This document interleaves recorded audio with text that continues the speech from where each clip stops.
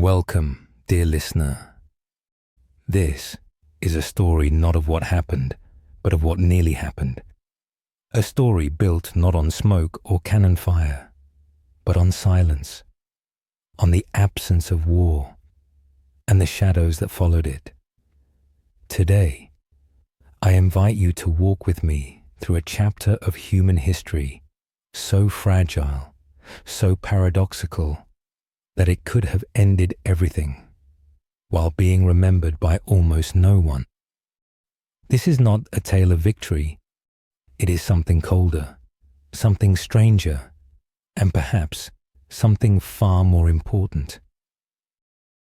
There are moments in human history where time holds its breath, moments when the clock ticks not forward, but sideways, balancing precariously on the edge of oblivion. One of those moments began in the early days after World War II. The world, still smouldering from the fires of global conflict, did not step into peace. It stepped into something colder, quieter, more dangerous. A war without battlefields, without marching armies. A war of ideology, of science. It was called the Cold War, but beneath that coldness burned a fire capable of destroying the world. What made this war different was not just the stakes, but the tools. For the first time in history, mankind had developed the power to unmake itself. With the successful test of the atomic bomb in 1945, and later the far more powerful hydrogen bomb, humanity had created a weapon that wasn't merely destructive. It was existential. It wasn't built to win battles. It was built to end the game altogether. At the heart of the Cold War was a simple but terrifying doctrine: mutual assured destruction, or MAD. The logic was circular and absolute. If both sides had the capability to obliterate each other entirely, then neither side would dare to strike first. Peace would be maintained through the threat of annihilation. It was a fragile kind of peace, one that rested not on trust, but on terror. The United States and the Soviet Union began a slow, spiraling race, not just for more bombs, but for faster ones. Smarter ones that couldn't be stopped. Missile silos dotted the plains of the American Midwest. Submarines slipped silently beneath the Arctic ice, armed with warheads capable of destroying entire cities. The arms race was not just about weapons. It was about machines, systems, protocols, algorithms. As the number of nuclear weapons grew from hundreds to thousands, so too did the complexity of managing them. And somewhere in that complexity, something terrifying began to take shape. The possibility of a war started not by choice, but by accident. History is filled with flashpoints. The Berlin blockade in 1948 was one of the earliest.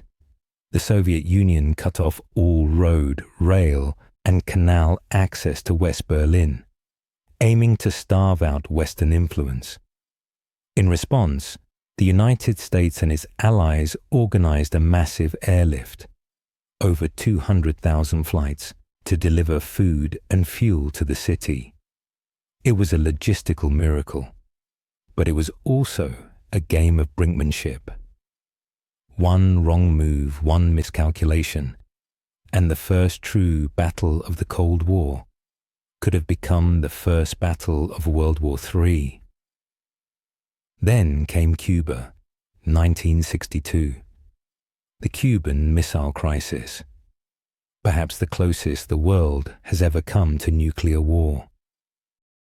13 days, American and Soviet leaders stood eye to eye, each with their fingers on the button. Soviet nuclear missiles had been discovered on Cuban soil, just 90 miles from the US coast. President Kennedy ordered a naval blockade. Soviet ships approached. The world waited. A single shot could have ended it all. But in a stunning act of diplomacy and restraint, both sides backed down. The Soviets withdrew their missiles. The US quietly removed missiles from Turkey. The world exhaled, but never forgot how close it had come. And then, more quietly, in 1983, came something even more chilling. An event so obscure it wasn't fully understood until decades later. A NATO exercise called Able Archer simulated a nuclear conflict with the Soviet Union. The drill was detailed, too detailed. To Soviet intelligence, it looked like a cover for a real attack. In response, the USSR raised its nuclear readiness. Missiles were loaded, bombers were armed. The stage was set. And yet again, by sheer luck or restraint, the world pulled back from the brink. But the lesson lingered. Even a drill could spark doomsday. One of the most chilling developments of the Cold War was the rise of automated response systems. Machines designed to launch nuclear missiles even if human leaders were incapacitated. The most infamous of these was the Soviet system known as Perimeter, or more ominously, Dead Hand. Dead Hand was not a myth. It was real, and it worked like this. If Soviet leadership were wiped out in a first strike, sensors and software would determine if an attack had truly occurred, monitoring seismic activity, radiation levels, communications blackouts. If the signs aligned, and no one was left alive to say otherwise, the system would automatically trigger a counterattack.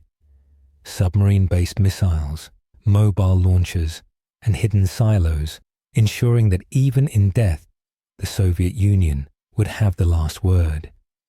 A machine programmed not just to destroy, but to avenge.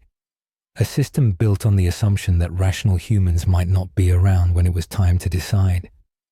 And so the logic of deterrence was handed in part to silicon and steel.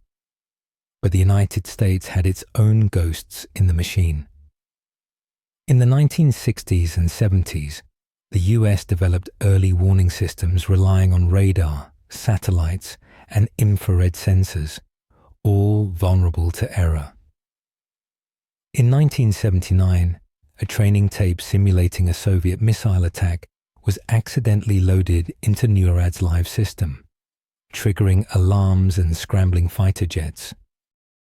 Another incident in 1980 saw a 46-cent computer chip malfunction, leading to false readings of 2,000 incoming missiles. Tensions rose, launch teams were alerted, and then it was caught in time. Then came September 26, 1983. Soviet early warning systems detected what appeared to be a launch of 5 US intercontinental ballistic missiles. The officer on duty, Stanislav Petrov, had minutes to respond. Protocol was clear. Report it. Prepare for retaliation. But Petrov hesitated. The number seemed too small. He trusted his gut, not the system. He declared it a false alarm. And he was right. A rare alignment of sunlight and satellite orbits had tricked the sensors. But had he followed procedure, the Soviet counterstrike might have begun. Nuclear war, sparked by sunlight. These weren't isolated flukes. Over the decades, there were dozens of such incidents. Flocks of geese mistaken for bombers, misunderstandings during military exercises, radar shadows that mimicked incoming missiles.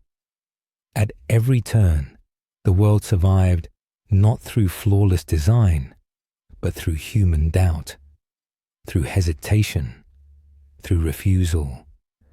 And while the leaders planned and the machines waited, ordinary people lived under a different kind of pressure. In the USSR, massive civil defense drills prepared citizens for the unimaginable. Films like The Day After and Threads painted grim portraits of a post-nuclear world. The fear seeped into art, music, even architecture. Subway tunnels doubled as bomb shelters. Families built fallout shelters in backyards. The apocalypse wasn't fiction, it was policy. Meanwhile, the environment bore its own scars.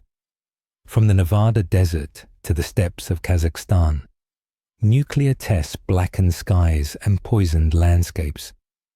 Entire islands were rendered uninhabitable. Atmospheric testing clouded the earth in radioactive dust. The Cold War wasn't cold everywhere.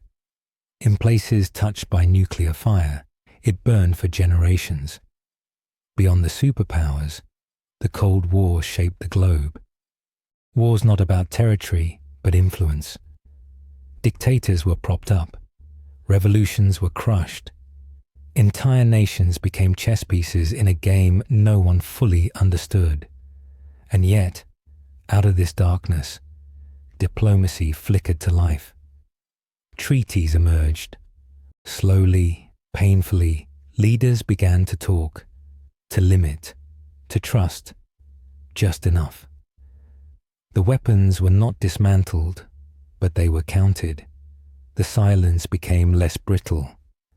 The Cold War eventually ended. The Berlin Wall fell. The Soviet Union dissolved.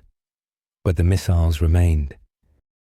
Today, thousands still sit in silos, on submarines, in air bases, waiting. And new threats have emerged. Hypersonic weapons that move too fast to track. Artificial intelligence systems that may one day make decisions faster than any human. Cyber attacks that could disable early warning networks. The logic of mutually assured destruction still holds, but it is now dressed in modern code. The Cold War was not just a chapter in history, it was a mirror.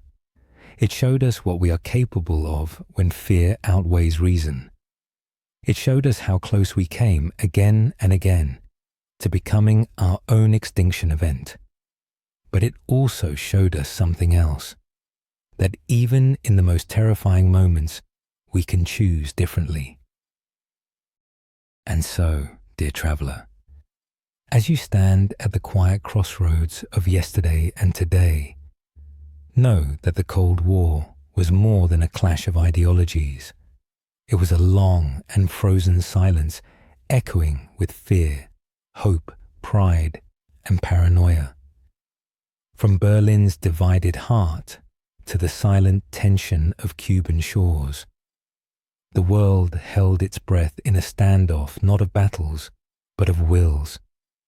Yet from this frostbitten chapter emerged lessons inked in diplomacy, resilience, and the fragile courage of restraint. Though the war was cold, its consequences were searing. Borders shifted, alliances forged, and humanity glimpsed both the abyss and the strength to step back from it. Thank you for coming along this journey with me. Sleep well. Good night.